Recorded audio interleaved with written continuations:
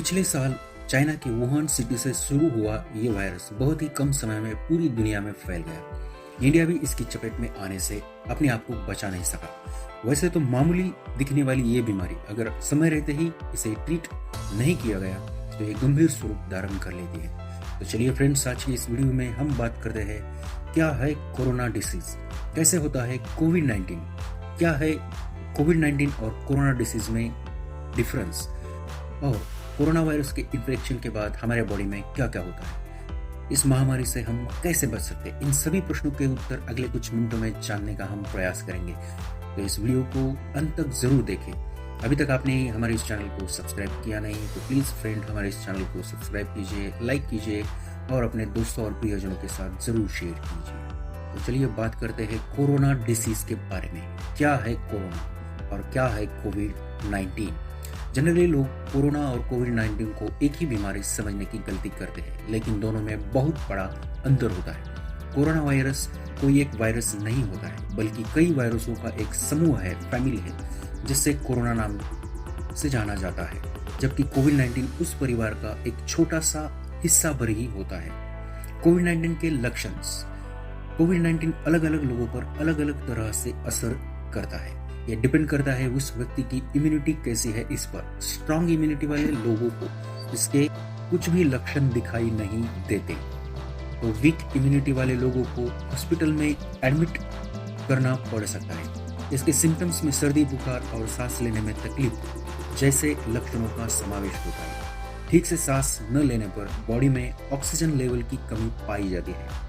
अब तक हम सभी को तो पता चला ही है, कोरोना का इन्फेक्शन आंख, नाक और मुंह से होता है। यह वायरस आपके गले, नाक और श्वास नली में और बाद में लंग्स की कोशिकाओं में चिपक जाता है। वहां पर अपनी फैक्ट्री लगा लेता है और वहीं पे अपनी आबादी बढ़ाने का काम शुरू कर देता है। स्ट्रॉन्ग इम्यूनिटी वाले लोग 8 से 15 दिनों में इस बीमारी से नॉर्मल ट्रीटमेंट से ठीक हो जाते हैं, लेकिन आमतौर लोगों में जैसे जैसे इन्फेक्शन बढ़ता है, अधिकतर लोगों इसके कारण बुखार, खांसी, सांस लेने में तकलीफ जैसे लक्षण दिखाई देते हैं। लेकिन ये वायरस छोटी रक्त कोशिकाओं और लंग्स की भीतर की परत को भी प्रभावित कर सकता है, जिससे ब्लड क्लॉटिंग हो सकती है। लंग्स में छोटे छोटे वायु कोश होते हैं जिन्हें एल्वियोलाई कहते हैं, जिनसे होकर ऑक्सीजन खून में पहुंचता है। उनमें सूजन आने लगती है या उनमें पानी भरने के कारण निमोनिया हो जाता है। इसी कारणवश बॉडी की ऑक्सीजन लेवल कम हो जाती है। गंभीर रूप से बीमार लोगों के लंग्स में पानी और गंदगी भर जाती है, जिस कारण उन्हें ऑक्सीजन लगाने की जरूरत पड़ सकती है। कोविड-19 केवल लंग्स को ही प्रभावित नहीं करता, यह शरीर के उस इम्यूनिटी सिस्टम को भी नुकसान पहुंचाता है जिसका काम बीमारियों से लड़कर हमारी सुरक्षा करना होता है। इस इम्यूनिटी सिस्टम के बारे में हमने 2 वीडियो बनाए हैं। एक बहुत इंपॉर्टेंट वीडियो की लिंक डिस्क्रिप्शन बॉक्स में लिखी है, आप उन दोनों वीडियो को जरूर देखें। हमारी इम्यूनिटी सिस्टम का साइटोकाइन्स एक महत्वपूर्ण हिस्सा होता है जो शरीर के किसी भी तरह के संक्रमण को पहचान करने का काम करता है और उनके खिलाफ लड़ने में हमारी मदद करता है। गंभीर मरीजों में इम्यूनिटी सिस्टम बुरी तरह प्रभावित होती है। जरूरत से अधिक प्रमाण में साइटोकाइन्स बनने पर इसकी ओवर रिएक्शन भी हो सकती है, जो हेल्दी सेल्स को भी डैमेज पहुंचा सकती है।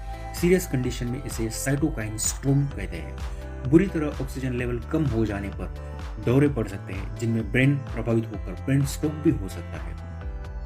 इम्यूनिटी सिस्टम के ओवर रिएक्शन से ब्लड क्लॉटिंग का भी खतरा हो सकता है, जिससे ब्रेन के कुछ हिस्सों में ब्लड सप्लाई बंद हो जाता है, जिससे ब्रेन में सूजन आना शुरू होता है। कुछ मरीजों में साइकोसिस और डेमेंशिया के भी लक्षण दिखाई देने लगते हैं। इससे एक बात का तो पता चलता है कि वीक इम्यूनिटी का होना कोविड-19 के संक्रमण में बहुत बड़ा धोखा साबित हो सकता है। जनरली बूढ़े लोग और बच्चों में इम्यूनिटी कम पाई जाती है, इसलिए इनको कोविड-19 से बचाने के लिए सुरक्षा नियमों का पालन करना अत्यंत आवश्यक होता है। कोविड-19 के संक्रमण के चलते हमारे देश में एक से कई अधिक वेव्स आने की संभावना दिखाई पड़ती है।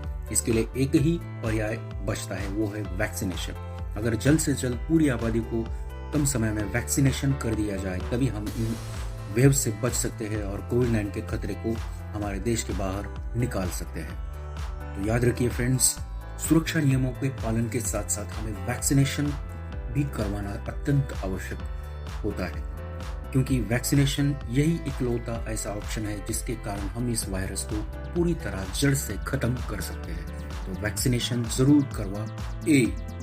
साथ ही पब्लिक प्लेस में जाने से खुद को अवॉइड करें, भीड़ वाली जगह पर जाने से बचे, दो व्यक्तियों में कम से कम 1 से 2 मीटर की दूरी रखें, बाहर से आने पर हाथों को अच्छी तरह से सैनिटाइज करके ले और साबुन से हाथों को अच्छी तरह से रगड़ कर धोएं। याद रखिए, prevention is better than cure. और सबसे महत्वपूर्ण बात, डेली एक्सरसाइज करें, अच्छा डाइट ले, इससे आपको बहुत फायदा मिलेगा। तो सुरक्षित रहे, हेल्दी रहे।